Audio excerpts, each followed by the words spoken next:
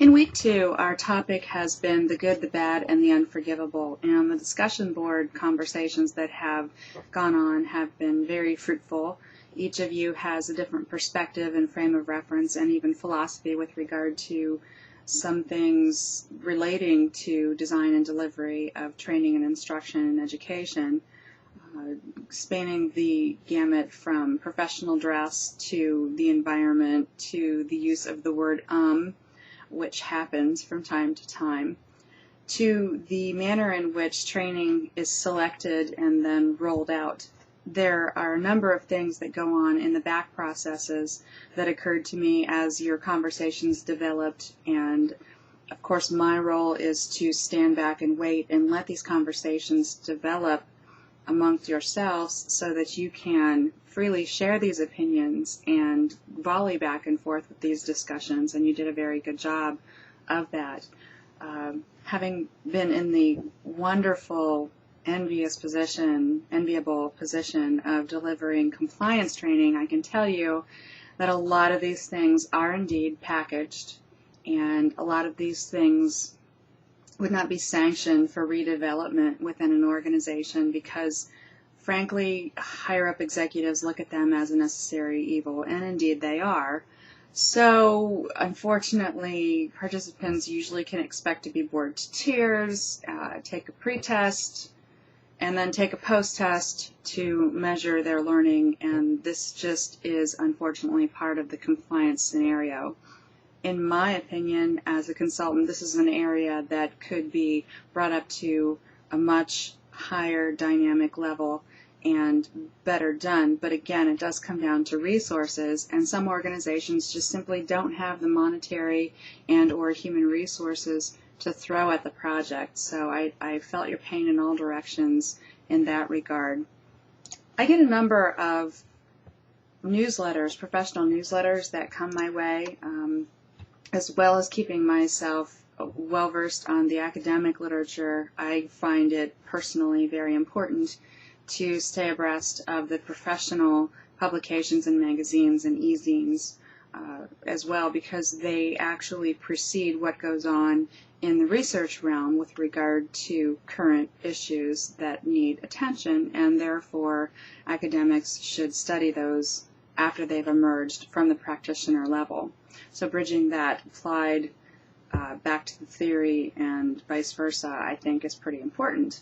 So today in my inbox, I received an e-zine, HR Daily Advisor, and the title of it was, "I Taught Them, But They Didn't Learn."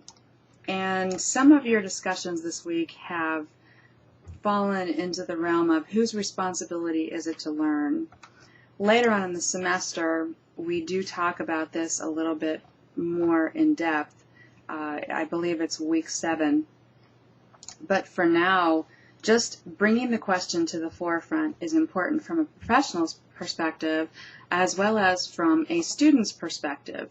So if you apply the same logic in your professional life as you do in your academic life, you might be inclined to say, well, ultimately it's my responsibility to learn. Yes, this is true, and it is a shared responsibility, and all kinds of factors come into play with that. But in order to design instruction in the first place, let's just look at that from that first building block level. There are some things that do need to be considered in terms of the design and the delivery of the instruction that you're working on. So asking yourself, what is the attention span of my trainees or my audience? My trainees typically have a lot less attention to training issues than I idealistically would design if I had the perfect world. People come into training, they bring in the problems in the back processes that they have just encountered in their workplace, problems that they know they have to solve when they leave the meeting, and it's very hard to grab their attention and push all of that out of the way.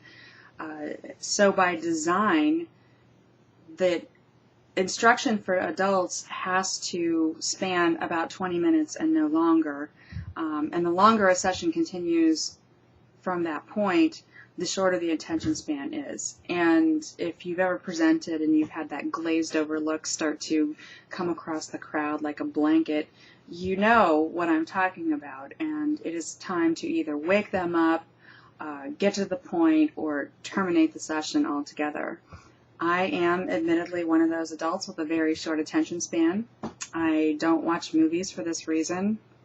I see bits and parts of movies, I get the nuances, and I do other things while I'm watching a movie if I'm forced to watch a movie at all. One of the most painful things for me generally is to go to a theater and to be held captive for more than 2 hours if I'm not interested, especially. So sort of considering these things that apply elsewhere as opposed to just isolating training and thinking, well, just because they're being paid to be here, they should be all perky and interested, you will find that that lack of delusion on your part will create and facilitate a better training product in the end. So how to keep your trainees' attention? Plan training sessions in reasonably small bits and bytes. And for instance, when we're training on things of compliance matters, I'll take sexual harassment, for instance, you talk a lot about the transactional things, how to respond, what it is, how to report it, and rather than delivering the information all at once, it's possible that chunking the information might work. The information should be interactive, and you know this from your experience as an adult learner. If you don't have something to grab onto from the experience and interact, ask questions, perhaps measure learning, it's really kind of just hitting the trainee, and only a certain percentage of it is going to be absorbed. Take age into account also. And realize that the younger trainees may need a little bit more of the entertainment value, I guess is what I'm looking for, rather than the older trainees. And some of that has to do with their inclination toward interactivity and multimedia, as opposed to older workers who probably have a different background and experience as well as a frame of reference. Using a combination of training techniques is also a very good idea. If you have a training session that you could divide up into maybe a 5-minute introduction, short training video, discussion thereafter, maybe a quiz if you need to measure for ROI, and then review at the end, you've given a variety of outlets for different types and styles and ages of learners to get the information that they need, and you've put it out there in a number of different ways. Allowing rest breaks during long training sessions is critical. I can recall in my early 20s being in a training session for an online search system, LexisNexis. I was paralegal at one point. And as much as I loved this stuff, and I loved this stuff, it was the coolest thing about my job was to be able to do this sort of research. I can remember sitting there at a PC at probably 1:30 in the afternoon, falling asleep. I mean, just fighting falling asleep. It was horrible. Whereas if I had something that was probably a little bit more interactive, perhaps shorter, something that included training materials that I could take off on my own and look at later for reference, that would have been, for me, a little bit better. So make sure you give them rest breaks if you can't break it up into smaller sessions. Also, you want to make sure that training is meaningful. Some of you have cited the problem of having training that doesn't apply to your particular area of responsibility or even your profession. And this again goes back to the concept of waste and throwing good money after bad. I can't for the life of me imagine why someone would design training that way, let alone voluntarily participate in that way. So if you have a number of hostages in terms of your trainees, you want to make sure that what you're giving them is something that they can meaningfully use in the future.